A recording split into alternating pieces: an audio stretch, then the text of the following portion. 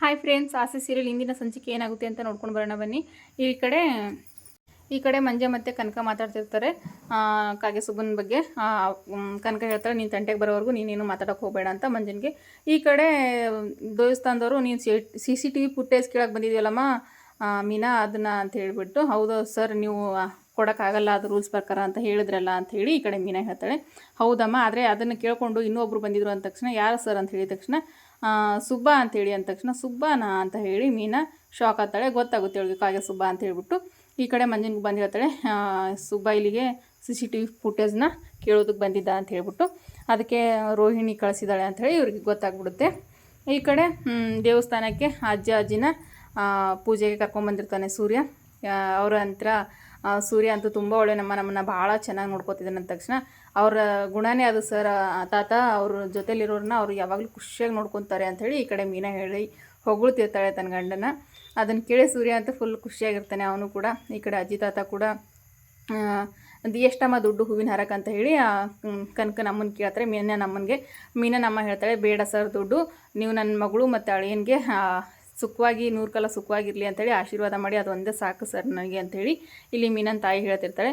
ಆಯ್ತಮ್ಮ ಅಂಥೇಳಿ ಅವರು ಕೂಡ ಹೇಳ್ತಾರೆ. ಈ ಕಡೆ ದೇವಸ್ಥಾನದ ಒಳಗಡೆ ಬರ್ತಾರೆ. ಬಂದುಬಿಟ್ಟು ಪೂಜೆ ಎಲ್ಲ ಮಾಡಿಸಾದ್ಮೇಲೆ ಇವತ್ತು ಅವ್ರದ್ದು ಮದುವೆ ವಾರ್ಷಿಕೋತ್ಸವ ಅಜ್ಜಂದು. ಅದಕ್ಕಿಲ್ಲಿ ಹಾರ ಎಲ್ಲ ಬದಲಾಯಿಸ್ಕೊತಾರೆ. ಪುರೋಹಿತರು ಮಂತ್ರ ಅದೆಲ್ಲ ಹೇಳ್ತಾರೆ.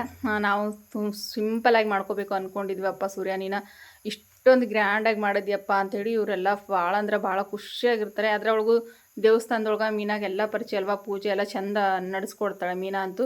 ಅದನ್ನು ನೋಡಿ ಅಜ್ಜಿಗೂ ಭಾಳ ಖುಷಿಯಾಗುತ್ತೆ. ಈ ಕಡೆ ಸೂರ್ಯ ಮತ್ತು ಮೀನಾನು ಫುಲ್ ಖುಷಿಯಾಗಿರ್ತಾರೆ ಅಜ್ಜಿನ ನೋಡಿಕೊಂಡು. ಇವತ್ತು ನೀವು ಆಶೀರ್ವಾದ ಮಾಡಿ ತಾತ ಅಂಥೇಳಿ ಆಶೀರ್ವಾದ ತೊಗೊತಾರೆ ಅಜ್ಜಿ ಕೈಯಿಂದ ಮೀನಾ ಮತ್ತು ಸೂರ್ಯ. ಆಶೀರ್ವಾದ ತೊಗೊತಾರೆ. ಆಯ್ತಪ್ಪ ಅಂಥೇಳಿ ಅವರು ಕೂಡ ಆಶೀರ್ವಾದನ ಮಾಡ್ತಾರೆ ಅವರಿಬ್ರಿಗೂ. ಮಾಡಿದ ತಕ್ಷಣ ಸೂರ್ಯ, ಮೀನಾ ಇವತ್ತು ನೀವು ನಮ್ಮ ಮನೆಗೆ ಊಟಕ್ಕೆ ಬರಬೇಕು ತಾತ ಅಂಥೇಳಿ ಹೇಳಿದ ತಕ್ಷಣ, ಊಟಕ್ಕೆ ಬೇಡಪ್ಪ ನಿನಗೆ ಸುಮ್ಮನೆ ತೊಂದರೆ ಅಂದ ತಕ್ಷಣ, ಇಲ್ಲ ಅಜ್ಜಿ ಅಂತ ಹೇಳಿದ ತಕ್ಷಣ, ಹ್ಞೂ ಅಪ್ಪ ಬರ್ತೀವಿ ಅಂತ ಹೇಳಿ ಒಪ್ಕೊಂಡ್ಬಿಟ್ಟ ತಕ್ಷಣ ಈ ಕಡೆ ಮೀನನ್ಗೆ ಫುಲ್ ಖುಷಿಯಾಗಿರುತ್ತೆ. ಅಂದರೆ ಹೇಳ್ಕೊಳ್ಳೋಕ್ಕಾಗದಿರೋಷ್ಟು, ಯಾಕಂದರೆ ಅಜ್ಜಿ ನೋಡ್ಬಿಟ್ಟು ಅಷ್ಟೊಂದು ಫುಲ್ ಖುಷಿಯಾಗಿರ್ತಾರೆ.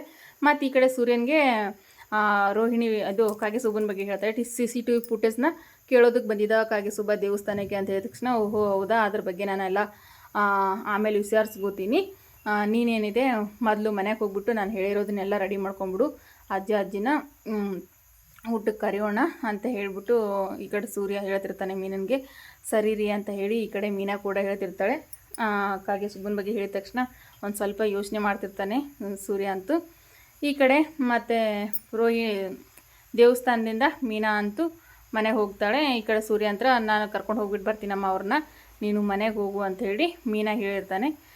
ಅಂದರೆ ಈಗ ಇನ್ನೂ ಒಂದು ಸ್ವಲ್ಪ ದೇವಸ್ಥಾನ ಅಲ್ಲಿ ಇಲ್ಲಿ ಶಾಪಿಂಗ್ ಅದು ಮಾಡೋಕೆ ಕರ್ಕೊಂಡು ಹೋಗೋದಿರುತ್ತೆ ಅಜ್ಜಿಗೆ. ಅವ್ರನ್ನೆಲ್ಲರನ್ನೂ ಕರ್ಕೊಂಡು ಹೋಗ್ತಾನೆ ಅಜ್ಜಿನ ಶಾಪಿಂಗ್ ಕರ್ಕೊಂಡು ಹೋಗ್ತಾನೆ ಸೂರ್ಯ. ಈ ಕಡೆ ಕಾಗೆ ಸುಬ್ಬ ಅಂತಂದ್ರೆ ದೇವಸ್ಥಾನಕ್ಕೆ ಹೋಗಿರ್ತಾನಲ್ವ, ಇಲ್ಲಿ ಇವನು ಹೇಳ್ತಾನೆ, ನಾ ಎಲ್ಲ ಸಾಕ್ಷಿಗಳು ನಿಮ್ಮ ಕೈಯಲ್ಲಿ ಇದೆಯಲ್ಲ ಅಣ್ಣ, ಅದೆಷ್ಟು ಸಾಕಲ್ವಾ ರೋಹಿಣಿನ ಬ್ಲ್ಯಾಕ್ ಮೇಲ್ ಮಾಡೋದಕ್ಕೆ, ಮತ್ತು ಇದ್ಯಾಕೆ ಬೇಕು, ಸುಮ್ಮನೆ ಕಷ್ಟ ಅಲ್ವಾ, ಎಲ್ಲ CCTV ಫುಟೇಜ್ ಹುಡ್ಕೋಕೆ ಹೋಗಿರ್ತಾರಲ್ವ, ಅದೆಲ್ಲ ಕಷ್ಟ ಅಲ್ವಾ ಅಂತ ಹೇಳಿದ ತಕ್ಷಣ, ಕುರಿನ ಬಲಿ ಕೊಡೋಕ್ಕೂ ಮುಂಚೆ ಚೆನ್ನಾಗಿ ಮೇಯಿಸ್ಬೇಕು ಕಣೋ, ಅದನ್ನೇ ಈಗ ಮಾಡ್ತಿರೋದು ನಾನು ಕೂಡ ಅಂಥೇಳಿ ಈ ಕಡೆ ಕಾಗೆ ಸುಬ್ಬನ ಹೇಳ್ತಾನೆ. ಈ ಕಡೆ ರೋಹಿಣಿ ಬಂದುಬಿಟ್ಟು, ಏನಾಯಿತು ಹೋಗಿದ್ದ ಕೆಲಸ ಆಗಲಿಲ್ವಾ ಅಂತ ಹೇಳಿದ ತಕ್ಷಣ, ಇಲ್ಲ ಮೇಡಮ್ ಅವರು ಪೊಲೀಸ್ನವ್ರಿಗೆ ಮಾತ್ರ ಕೊಡೋದಂತೆ, ಯಾರು ಹೋಗಿದ್ರು ಕೊಡೋದಿಲ್ಲ, ಮೀನಾ ಸಿಸ್ಟರು ಕೂಡ ಹೋಗಿದ್ದಾರೆ ಅಂತ ಹೇಳಿದ ತಕ್ಷಣ, ಮೀನಾನು ಹೋಗಿದ್ದಾಳ ಅಂತೇಳಿ ಅವಳು ಕೇಳಿದ ತಕ್ಷಣ, ಹೌದು ಅಂತ ಹೇಳಿದ ತಕ್ಷಣ, ನೀನು ಹೋಗಿ ನೋಡಿಲ್ಲ ತಾನೆ ಅಂದ ತಕ್ಷಣ, ಏನು ಮೇಡಮ್ ಹೀಗೆ ಕೇಳ್ತಿದ್ರೆ, ಅವರು ಇರೋದೇ ದೇವಸ್ಥಾನದ ಎದುರುಗಡೆ ಅಂಗಡಿ ಇದೆ ಅವ್ರ ಅಮ್ಮಂದು, ನೋಡಿದ್ದಾರೆ ಅವ್ರ ಅಮ್ಮ ಅಂತ ಹೇಳಿದ ತಕ್ಷಣ, ಅವ್ರು ಇಲ್ಲದೇ ಇರೋ ಟೈಮಲ್ಲಿ ಹೋಗ್ಬೇಕಲ್ವ ಅಂದ ತಕ್ಷಣ, ಅವ್ರು ಇಲ್ಲದೇ ಇರೋ ಟೈಮಲ್ಲಿ ಅಂತಂದರೆ ನಾನು ಮಧ್ಯರಾತ್ರಿ ಹೋಗಬೇಕಾಗುತ್ತೆ ಮೇಡಮ್, ಆವಾಗ ಹೋದರೆ ಓಕೆನಾ ಅಂತ ಹೇಳಿ ಕಾಗೆ ಸುಬ್ಬ ಹೇಳ್ತಾನೆ. ಸರಿ ಇರಲಿ ಬಿಡು ಅಂತ ಹೇಳಿದ ತಕ್ಷಣ ಈ ಕಡೆ ಕಾಗೆ ಸುಬ್ಬ ಹೋಗ್ತಾನೆ.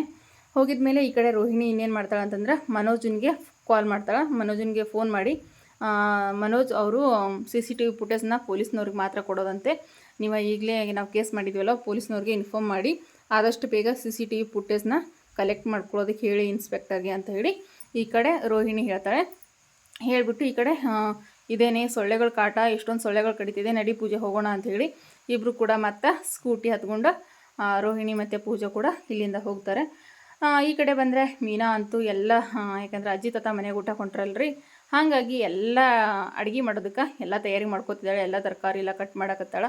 ಅದನ್ನು ನೋಡಿ ನಮ್ಮ ಶ್ರುತಿಗೆ ಹೇಳ್ತಾಳೆ, ಏನು ಮೀನವ್ರೆ ಇಷ್ಟೊಂದೆಲ್ಲ ವೆರೈಟಿಯ ತರಕಾರಿಗಳನ್ನು ತೊಗೊಂಡಿದ್ರೆ ಇವತ್ತೇನಾದರೂ ವಿಶೇಷನಾ ಅಂತ ಹೇಳಿ. ಹೌದು ಶ್ರುತಿ, ಇವತ್ತು ಇಬ್ಬರು ವಯಸ್ಸಾದವರು ಅಜ್ಜಿ ತಾತ ನಮ್ಮ ಮನೆಗೆ ಊಟಕ್ಕೆ ಬರ್ತಿದ್ದಾರೆ. ಇವರು ಕಾರ್ನ 3 ದಿವಸ ಬಾಡಿಗೆಗೆ ತೊಗೊಂಡಿದ್ದಾರಂತೆ, ಅದಕ್ಕೆ ಅವರು ಕೂಡ ಊಟಕ್ಕೆ ಬರ್ತಿದ್ದಾರೆ. ಅದಕ್ಕೆ ಅಡುಗೆ ಮಾಡೋದಕ್ಕೆ ಹೇಳಿದ್ದಾರೆ ಅಂದ ತಕ್ಷಣ ಹೌದಾ ಅಂಥೇಳಿ ಶ್ರುತಿ ಕೂಡ ಕೇಳ್ತಾಳೆ. ಏನು ಮೀನಾ ಅವರೇ, ನಿಮಗೆ ಕಷ್ಟ ಆಗಲ್ವಾ? ಹೂ ಕಟ್ತೀರಾ, ಈ ಕಡೆ ಹೊರಗಡೆ ಡೆಲಿವರಿ ಕೂಡ ಮಾಡ್ತೀರಾ, ಅಂದರೆ ಹೂವಿನ ವ್ಯಾಪಾರ ಮಾಡ್ತಾರಲ್ವಾ, ಅದಕ್ಕೆ ಮತ್ತು ಮನೆ ಕೆಲಸನೂ ಮಾಡ್ತೀರಿ, ನಿಮ್ಗೆ ಒಬ್ಬರಿಗೆ ಬೇಜಾರಾಗಲ್ವಾ ಅಂದ ತಕ್ಷಣ ಏನು ಮಾಡೋದು ಶ್ರುತಿ, ನನಗೆ ಅಭ್ಯಾಸ ಆಗಿಬಿಟ್ಟಿದೆ ಅಂತ ಹೇಳಿದ ತಕ್ಷಣ ಈ ಮನೇಲಿ ಒಂದು ಕೆಲಸದವ್ರನ್ನ ಅಂದರೆ ನೀವೇನು ಮಾಡಿಲ್ವಾ ಅಂತ ಹೇಳಿ ಮೀನಾ ಕೇಳ್ತಾ, ಇಲ್ಲಪ್ಪ ನಾನು ಯಾವ ಕೆಲಸನೂ ಮಾಡಿಲ್ಲ, ನಮ್ಮಮ್ಮ ನನಗೆ ಒಂದು ಕೆಲಸನೂ ಮಾಡೋಕ್ಕೆ ಬಿಟ್ಟಿಲ್ಲ ಅಂತ ಶ್ರುತಿ ಹೇಳ್ತಾಳೆ. ನೀವು ಒಬ್ಬರೇ ಮಗಳಲ್ವಾ ಶ್ರುತಿ, ಅದಕ್ಕೆ ಏನೂ ಮಾಡೋಕ್ಕೆ ಹಚ್ಚಿಲ್ಲ ಅಂಥೇಳಿ ಈ ಕಡೆ ಮೀನಾ ಹೇಳ್ತಿರ್ತಾಳೆ. ಈ ಮನೆಯಲ್ಲಿ ಕೆಲಸದವ್ರನ್ನ ಇಟ್ಕೊಳ್ಳೋಣ ಮೀನವರೇ, ಕೆಲಸದವ್ರನ್ನ ಅಪಾಯಿಂಟ್ಮೆಂಟ್ ಮಾಡೋಣ ಅಂತ ಹೇಳಿದ ತಕ್ಷಣ ಮೊದಲು ಇದ್ದರು ಶ್ರುತಿ, ಆದರೆ ಈಗಿಲ್ಲ ಅಂತ ಹೇಳಿದ ತಕ್ಷಣ ಇದೇನು ಮೀನವರೇ ಈಗ ಹೇಳ್ತಿದ್ದಾರೆ ಅಂದ ತಕ್ಷಣ ಹೌದು, ನಾನು ಮದುವೆ ಆದಮೇಲೆ ಅತ್ತೇನೆ ಕಳಿಸಿರೋದು ಅವ್ರನ್ನ ಬೇಡ ಅಂತ ಹೇಳಿ ಅಂದ ತಕ್ಷಣ ನಾನು ಅತ್ತೆ ಹತ್ರ ಮಾತಾಡ್ತೀನಿ ಅಂದರೂ ಕೂಡ ಮೀನಾ ಬೇಡ ಅಂತ ಹೇಳಿರ್ತಾಳೆ ಶ್ರುತಿಗೆ. ಈ ಕಡೆ ಶಾಂತಿ ಬಂದುಬಿಟ್ಟು ಏನೇ ಇದು ಇಷ್ಟೊಂದೆಲ್ಲ ತರಕಾರಿ ಹಾಕೊಂಡಿದೆ, ಇಲ್ಲ ತರಕಾರಿದ ಏನಾದರೂ ಆರ್ಡ್ರ್ ಬಂದಿದೆಯಾ ಹೂವಿನ ವ್ಯಾಪಾರಕ್ಕೆ ಅಂತ ಹೇಳಿದ ತಕ್ಷಣ ಇಲ್ಲ ಅತ್ತೆ, ಅವ್ರ ಕಾರ್ನ ಯಾರೋ ಬಾಡಿಗೆಗೆ ತೊಗೊಂಡಿದ್ದಾರಂತೆ, ಇಬ್ಬರು ಅಜ್ಜಿ ತಾತ ಬಾಡಿಗೆ ತೊಗೊಂಡಿದ್ದಾರೆ ಅವ್ರ ಕಾರ್ 3 ದಿನಕ್ಕೆ, ಅದಕ್ಕೆ ಅವ್ರಿಗೆ ಮನೆಗೆ ಊಟಕ್ಕೆ ಕರ್ಕೊಂಬರ್ತಿದ್ದಾರೆ ಸೂರ್ಯ ಅವರು, ಅದಕ್ಕೋಸ್ಕರ ನಾನಿಲ್ಲಿ ಅಡುಗೆ ಮಾಡ್ತಾಯಿದ್ದೀನಿ ಅಂತ ತಕ್ಷಣ ಏನೇ ಇದೇನು ಹೋಟೆಲ್ ಅಂದ್ಕೊಂಡಿದ್ಯಾ, ಏನು ಅಂದ್ಕೊಂಡು, ಇದು ಶಾಂತಿ ಮನೆ ಕಣೆ, ಇದೆಲ್ಲ ನಡೆಯೋದಿಲ್ಲ ನಮ್ಮ ಹತ್ರ ಅಂಥೇಳಿ ಶಾಂತಿ ಹೇಳ್ತಿರ್ತಾಳೆ. ಈ ಕಡೆ ರಂಗನಾಥ್ ಬಂದ ತಕ್ಷಣ ನೋಡ್ರಿ ನಿಮ್ಮ ಮಗ ಏನು ಮಾಡಿದ್ದಾನೆ ಅಂದ ತಕ್ಷಣ ಯಾವ ಮಗನೇ ಅಂದ ತಕ್ಷಣ ಅದೇ ನಿಮ್ಮ ಮಗ, ನಿಮ್ಮ ಪ್ರೀತಿಯ ಮುದ್ದಿನ ಮಗ ಅಂತ ಹೇಳಿದ ತಕ್ಷಣ ನನ್ನ ಮಗ ನನಗೆ ಹೇಳಿದ್ದು ಆಯಿತು, ನಾನು ಅದಕ್ಕೆ ಒಪ್ಪಿಗೆ ಕೊಟ್ಟಿದ್ದು ಆಯಿತು ಅಂತ ಹೇಳಿದ ತಕ್ಷಣ ಆಯಿತು ಸರಿ ನೀವು ಹೇಳಿದಿರ ಅಂತ ಒಪ್ಕೋತಾ ಇದ್ದೀನಿ ಅಂಥೇಳಿ ಶಾಂತಿ ಸುಮ್ಮನೆ ಆಗಿಬಿಡ್ತಾಳೆ. ಈ ಕಡೆ ರೋಹಿಣಿ ರೂಮಿಗೆ ಬರ್ತಾಳೆ. ಬಂದುಬಿಟ್ಟು ಏನು ರೋಹಿಣಿ ಶ್ರುತಿ ಮೀನವರೇ ರೂಮೆಲ್ಲ ಘಮ ಅಂತಿದೆ, ಏನು ಸ್ಪೆಷಲ್ ಇವತ್ತು ಅಂದ ತಕ್ಷಣ ಅವ್ರ ಕಾರ್ನ ಬುಕ್ ಮಾಡ್ಕೊಂಡಿದ್ದಾರೆ ಇಬ್ಬರು ವಯಸ್ಸಾದ ಅಜ್ಜಿ ತಾತ, ಅದಕ್ಕೆ ಊಟಕ್ಕೆ ಕರೆದಿದ್ದಾರೆ ಇವತ್ತು ಮನೆಗೆ, ಅದಕ್ಕೋಸ್ಕರ ಅಡುಗೆ ಮಾಡ್ತಾಯಿದ್ದೆ ಅಂದ ತಕ್ಷಣ ಹೌದಾ, ಇವಾಗ ಅದು ಬೇರೆ ಕಾರ್ ಬುಕ್ಕಿಂಗ್ ಮಾಡಿದವ್ರಿಗೆ ಊಟ ಬೇರೆ ಹಾಕ್ತಿದ್ದೀರೋ, ಅದು ಬೇರೆ ಬಿಸ್ನೆಸ್ ಸ್ಟಾರ್ಟ್ ಮಾಡ್ಕೊಂಡಿದ್ದೀರೋ ಅಂತ ಹೇಳಿ ಇಲ್ಲಿ ರೋಹಿಣಿ ಕೊಂಕ್ ಮಾತಾಡ್ತಾಳೆ. ಈ ಕಡೆ ಮೀನಾ ಕೂಡ ಟಾಂಗ್ ಕೊಡ್ತಾಳೆ. ಅಂದರೆ ಕೆಲವರಿಗೆ ಎಲ್ಲದೂ ಕೆಟ್ಟದಾಗಿ ಕಾಣಿಸುತ್ತೆ, ಮತ್ತು ಕೆಲವೊಬ್ಬರು ಯೋಗ್ಯತೆಯೇ ಅದೇ ರೀತಿ ಇರುತ್ತೆ, ಅವ್ರ ಯೋಗ್ಯತೆ ತಕ್ಕಂಗೆ ಅವ್ರು ಯೋಚನೆ ಮಾಡ್ತಾರೆ, ನೀವೆಲ್ಲದನ್ನು ಬಿಸ್ನೆಸ್ನ ರೀತಿಯಲ್ಲೇ ಅಳತೆ ಮಾಡಿ ನೋಡ್ತೀರ ಅಲ್ವಾ ಅಂತ ಹೇಳಿ ಇಲ್ಲಿ ಮೀನಾ ಕೂಡ ಬೈತಿರ್ತಾಳೆ. ರೋಹಿಣಿಗೆ ಬೈತಿರ್ಬೇಕಾದ್ರೆ ಏನು ಮೀನವರೇ ನಿಮ್ಮನ್ನು ನಾನು ತಮಾಷೆನೂ ಮಾಡೋ ಹಾಗಿಲ್ವಾ ಅಂಥೇಳಿ ಇಲ್ಲಿ ರೋಹಿಣಿ ಹೇಳ್ತಾಳೆ. ಆವಾಗ ಸುಮ್ಮನೆ ಇರ್ತಾಳೆ ಮೀನಾ ಅಂತೂ. ಇವಾಗ ಊಟ ರೆಡಿ ಆದ ತಕ್ಷಣ ನನಗೆ ಕರೀರಿ ಮೀನವರೇ, ನನಗೆ ಹೊಟ್ಟೆ ಹಸುವಾಗಿದೆ ಅಂಥೇಳಿ ಆ ರೋಹಿಣಿ ಹೇಳ್ತಾಳೆ. ನೀ ತಿನ್ನೋಕ್ಕೇನು ಇಲ್ವಾ ಅಂದ ತಕ್ಷಣ ಅಲ್ಲಿ ಶ್ರುತಿ ಇದೆ ಅಂಥೇಳಿ ಹಣ್ಣುಗಳನ್ನೆಲ್ಲ ತೋರಿಸ್ತಾಳೆ. ರೋಹಿಣಿ ಕೋಪ ಮಾಡ್ಕೊಂಡು ಹೋಗ್ಬಿಡ್ತಾಳೆ. ಈ ಕಡೆ ರಂಗನಾಥ್ ಮತ್ತು ರವಿ ಕೂಡ ಇಲ್ಲೇ ಬಂದಿರ್ತಾನೆ. ರವಿ ಬಂದ ತಕ್ಷಣ ಏನಪ್ಪ ಇವತ್ತು ಇಷ್ಟು ಜಲ್ದ ಮುಗೀತಾ ಕೆಲಸ ಇಲ್ಲ ಅಂದ ತಕ್ಷಣ ಇಲ್ಲಪ್ಪ ಅದಕ್ಕೆ ಮಾಡೋ ಕೈ ರುಚಿ ಊಟ ಮಾಡೋದಕ್ಕೆ ಬಂದಿದ್ದೀನಿ ಅಂತ ಹೇಳಿ ಈ ಕಡೆ ರವಿ ಹೇಳ್ತಾನೆ. ಈ ಕಡೆ ಮನೆಗೆ ಅಜ್ಜಿ ತಾತನ ಕರ್ಕೊಂಡು ಸೂರ್ಯ ಮನೆಗೆ ಬಂದೇ ಬಿಡ್ತಾನೆ. ಬಂದಿದ್ದ ತಕ್ಷಣವೇ ಚೇರು ತೊಗೊಂಬನ್ನಿ ಅಂತ ಹೇಳಿ ಬಂದುಬಿಟ್ಟು ಅಜ್ಜಿ ತಾತಾಗ ಚೇರ್ ಹಾಕಿ ಕುಂದ್ರಕ್ಕೆ ಹೇಳ್ತಾನೆ. ಹೇಳಿದ ತಕ್ಷಣ ಅವರೆಲ್ಲ ಕುಂದಿರ್ತಾರೆ. ನಾವು ಅಜ್ಜಿ ತಾತ ಹೇಳ್ತಾರೆ, ಏನು ಇವರು ಗುರ್ತಿಲ್ಲ ಪರಿಚಯ ಇಲ್ಲ, ಮನೆಗೆಲ್ಲ ಊಟಕ್ಕೆ ಬಂದಿದ್ದಾರೆ ಕರೀದೆ ಅಂತ ಹೇಳಿಬಿಟ್ಟು ದಯವಿಟ್ಟು ಅನ್ಕೋಬೇಡಿ ಅಂದ ತಕ್ಷಣ ಇದೇನು ಹೇಳ್ತಿದ್ದೀರಾ ನೀವು, ಅತಿಥಿ ಸತ್ಕಾರ ಮಹಾ ಸತ್ಕಾರ ಅಂಥೇಳಿ ಇಲ್ಲಿ ರಂಗನಾಥ್ ಅವ್ರದ್ದೇ ಭಾಷೆಯಲ್ಲಿ ಒಂದಷ್ಟು ಮಾತುಗಳನ್ನ ಹೇಳ್ತಾರೆ. ಇದು ನಮ್ಮ ಪುಣ್ಯ ಅಂತ ಹೇಳಿಬಿಟ್ಟು ರಂಗನಾಥ್ ಹೇಳ್ತಾರೆ. ಹೇಳಿದ ತಕ್ಷಣ ಚಿನ್ನದಂಥ ಮಗ ಸೂರ್ಯ, ಅಪ್ಪಟ ಅಪರಂಜಿ ಇವನು ಅಂಥೇಳಿ ಅಜ್ಜಿ ಮತ್ತು ತಾತ ಸೂರ್ಯನ ಬಗ್ಗೆ ತುಂಬಾ ಹೊಗಳ್ತಿರ್ತಾರೆ. ನಿಮ್ಮನ್ನು ನೋಡಿ ಅಂದ್ಕೊಂಡೆ ನಾನು ಸೂರ್ಯನಿಗೆ ಎಷ್ಟೊಂದು ಒಳ್ಳೆ ಸಂಸ್ಕಾರ ಎಲ್ಲಿಂದ ಬಂತು ಅಂಥೇಳಿ, ನಿಮ್ಮನ್ನು ನೋಡಿ ಗೊತ್ತಾಯಿತು ನಿಮ್ಮಿಂದನೇ ಸೂರ್ಯನಿಗೆ ಇಷ್ಟೊಂದು ಒಳ್ಳೆ ಸಂಸ್ಕಾರ ಬಂದಿರೋದು ಅಂತ ರಂಗನಾಥ್ಗೂ ಹೊಗಳ್ತಾರೆ. ಇವನು ನಮ್ಮ ತಮ್ಮ ರವಿ ಅಂತ ಹೇಳಿ, ಅವಳು ಮೈಕಮ್ಮ ಅಂಥೇಳಿ ಸೂರ್ಯ ಹೇಳ್ತಿರ್ತಾನೆ ಅಜ್ಜಿ ತಾತಗೆ. ಅಯ್ಯೋ ಸೂರ್ಯ ಅವರೇ, ಈಗಲಾದರೂ ನನ್ನ ಹೆಸರನ್ನ ಪೂರ್ತಿಯಾಗಿ ಹೇಳಿ, ನನ್ನ ಹೆಸರು ಮೈಕಮ್ಮ ಅಲ್ಲ ಶ್ರುತಿ ಅಂತ ಹೇಳಿ ಅಜ್ಜಿ ತಾತ ಹೇಳ್ತಾಳೆ. ಈ ಕಡೆ ಅಜ್ಜಿ ತಾತ ಬರೀ ಕೈಯಲ್ಲಿ ಬರಬಾರ್ದು ಅಂಥೇಳಿ ಮನೆಗೆ ಒಂದಷ್ಟು ಉಡುಗೊರೆಗಳು ತೊಗೊಂಬಂದಿರ್ತಾರೆ, ಹಣ್ಣು ಮತ್ತು ಬಟ್ಟೆ ಅದೆಲ್ಲ ತೊಗೊಂಬಂದಿರ್ತಾರೆ. ಅದನ್ನು ರಂಗನಾಥ್ ಮತ್ತು ಶಾಂತಿ ಕೈಯಲ್ಲಿ ಕೊಡ್ತಾರೆ. ಕೊಟ್ಬಿಟ್ಟಿದ ತಕ್ಷಣ ಅಯ್ಯೋ ನಮ್ಮ ಇವ್ರು ಎಲ್ಲಿಂದ ಬಂದಿದ್ದಾರೆ ಅಂತೇಳಿ ಕೇಳಿದ ತಕ್ಷಣ ಇವರು ಮಲೇಷ್ಯಾದಿಂದ ಬಂದಿದ್ದಾರೆ ಅಮ್ಮ ಅಂಥೇಳಿ ಮಲೇಷ್ಯಾದಿಂದ ಬಂದಿದ್ದಾರೆ ಅಪ್ಪ ಅಂಥೇಳಿ ಸೂರ್ಯ ಹೇಳಿದ ತಕ್ಷಣವೇ ಇಲ್ಲಿ ರೋಹಿಣಿಗೆ ಚಳಿ ಬಿಟ್ಬಿಡುತ್ತೆ. ಯಾಕಂದರೆ ಮಲೇಷ್ಯಾ ಹೆಸರು ಕೇಳಿದ ತಕ್ಷಣ ಗಡಗಡ ಅಂತ ನಡುಗ್ತಿರ್ತಾಳೆ ಇಲ್ಲಿ ರೋಹಿಣಿ ಅಂತೂ. ಒಂದೇ ಸಮಯ ಅಯ್ಯೋ ನನ್ನ ದೊಡ್ಡ ಸೊಸೆ ಕೂಡ ಮಲೇಷ್ಯಾದವಳೆ, ಅವರಪ್ಪ ದೊಡ್ಡ ಶ್ರೀಮಂತ, ಹಾಗೆ ಹೀಗೆ ಅಂಥೇಳಿ ತುಂಬಾ ಹೊಗಳ್ತಿರ್ತಾಳೆ ಅವ್ರ ಅಪ್ಪನ ಬಗ್ಗೆ ಶಾಂತಿ ಅಂತೂ. ನನ್ನ ಸೊಸೆ ದೊಡ್ಡ ಸೊಸೆ ಅಲ್ಲಿದವಳೆ ಅಂಥೇಳಿ ಅದೆಲ್ಲ ಹೋಟ್ಲಿದೆ ಅವ್ರದ್ದು ಅದು ಇದೆ ಅಂತ ಹೇಳ್ತಿರ್ಬೇಕಾದ್ರೆ ರೋಹಿಣಿಗಂತೂ ಇಲ್ಲಿ ಚಳಿ ಬಿಡ್ತಿರುತ್ತೆ ಆ ವಿಷಯ ಕೇಳಿಬಿಟ್ಟು.